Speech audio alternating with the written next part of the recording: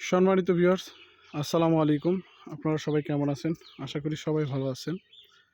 আজ অনেক দিন পরে আপনাদের মাঝে একটা ভিডিও নিয়ে হাজির হলাম।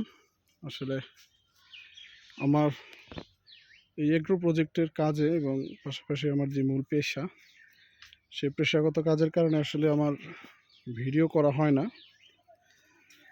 তো ভিউয়ার্স, আজকে হঠাৎ করে মনে হলো যে আপনাদেরকে ভিডিওটা দেই।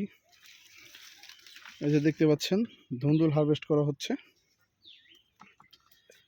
আজ আমাদের এই বাগান থেকে মনে হয় সর্বোচ্চ পরিমাণে ধুন্দুল হারভেস্ট করা হবে, বাট ধুন্দুলের কিন্তু বাজার অনেক কম।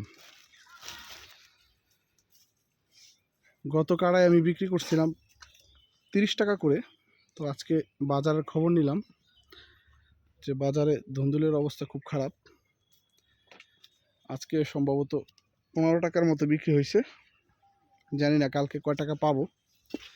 তবে তারপরও গাছে ধুন্দুল যেহেতু হয়েছে, সেটা আসলে কাটতে হবে।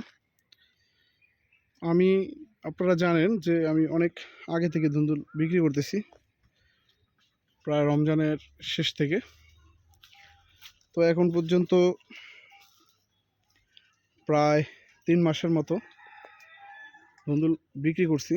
আমার এই যে মাচাগুলো দেখছেন, এই যে এখন দেখতে পাচ্ছেন যে মাচা, এরকম আর একটা মাচা আছে। এই 3টা মাচা আমার এখানে সর্বমোট। 3টা মাচা থেকে আমার যে পরিমাণ আমি খরচ করছি, সেই খরচ আমি উঠায় ফেলছি, আর লাভও উঠায় ফেলছি। আসলে শুধু খরচ না, এবছর ধুন্দুল চাষ করে আসলে আমি যথেষ্ট লাভবান হয়েছি।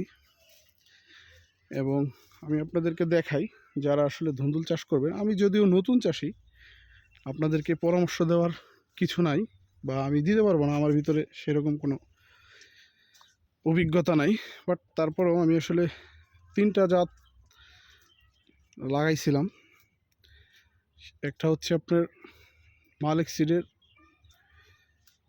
আরতি, লাল তীরের ফুজিয়ান, আর হচ্ছে এসিআইয়ের সূচনা। তো এইখানে অবশ্য 2টা ধুন্দুল আছে, আপনার ফুজিয়ান জাতের ধুন্দুল আছে এবং মালিক সিডসের ধুন্দুল আছে। আমি আপনাকে মালিক সিডসের একটা ধুন্দুল দেখাই। তো আমার কাছে সবচেয়ে ভালো লাগছে মালিক সিডসের ধুন্দুলগুলো, কারণ এই ধুন্দুলগুলো আসলে আকারে অনেক বড় হয়। এই যে দেখতে পাচ্ছেন, অনেক বড় লম্বা এবং যথেষ্ট পরিমাণে ধরে, হিউজ ফলন। আমার মনে হয় এর থেকে বেশি ফলন আর কোনো গাছে হয় না। এই যে এইগুলো দেখতে পাচ্ছেন, এগুলো সবই মালিক সিডসের ধুন্দুল।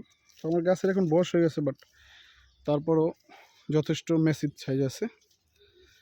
তো আপনারা যারা ধুন্দুল চাষ করতে চান, অবশ্যই মালিক সিডের ধুন্দুলটা চাষ করতে পারেন। তো ভিউয়ার্স, ভালো থাকবেন সবাই। ধন্যবাদ। আসসালামু আলাইকুম।